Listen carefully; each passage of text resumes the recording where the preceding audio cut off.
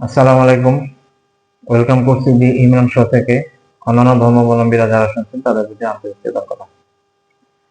বিসিবিতে গামিনীর ইবাদতকে দেখে নেওয়ার হুমকি দিয়েছেন এবং তিনি বলেছেন ইবাদত কিভাবে জাতীয় দলে চান্স পান সেটা তিনি দেখে নেবেন।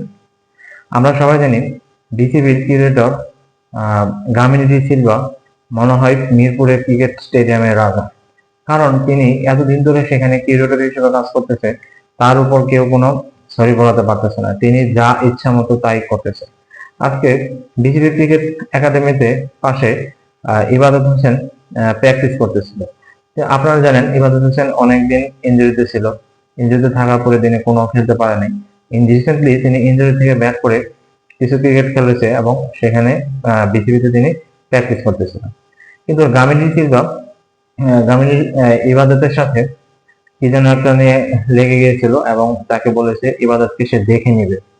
গামিনী সিলভা এত এত সাহস কোথা থেকে পান?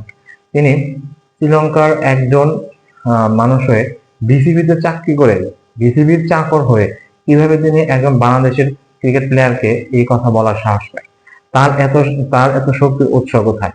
তিনি আরো বলেছেন যে বিসিবির এক পরিচালককে বলে তিনি ইবাদতকে জাতীয় দলে খেলার দরজা বন্ধ করে দিবেন।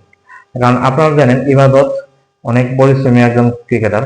তিনি নিউজিল্যান্ডের সাথে যে বাংলাদেশ টেস্টে জিতেছিল নিউজিল্যান্ডের মাটিতে, তিনি কিন্তু সেই টেস্টে নায়ক ছিলেন। তার কারণে বাংলাদেশ নিউজিল্যান্ডের সাথে টেস্টে জিতেছিল। এখন বাংলাদেশের একজন প্লেয়ারকে বাইরের দেশের একজন চাকর কিভাবে অপমান করে এভাবে ইবাদতকে দেখে নেওয়ার কথা বলে। এখন আমরা চাই বিসিবি এর বিরুদ্ধে অ্যাকশন নিক।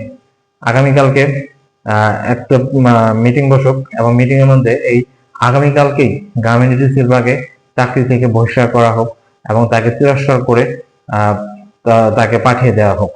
কারণ তিনি এতদিন ধরে সেখানে আছেন, সেখানে বিসিবির বাংলাদেশের ক্রিকেট মাঠের কোনো উন্নতি নাই, ক্রিকেট মাঠে কোনো অবকাশ নাই। সবকিছু মিলেই গামিনী ডি সিলভা মনে হয় কি মিরপুরের রাজা হয়ে যাচ্ছে। এটা তো ঠিক না।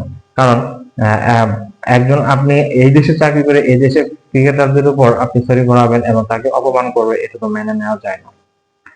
দেখা যাক এখন বিসিবি এই গামিনী ডি সিলভার ব্যাপারে কি সিদ্ধান্ত নেয় এবং তার বিরুদ্ধে কি অ্যাকশন নেয়, সেটাই দেখার বিষয়।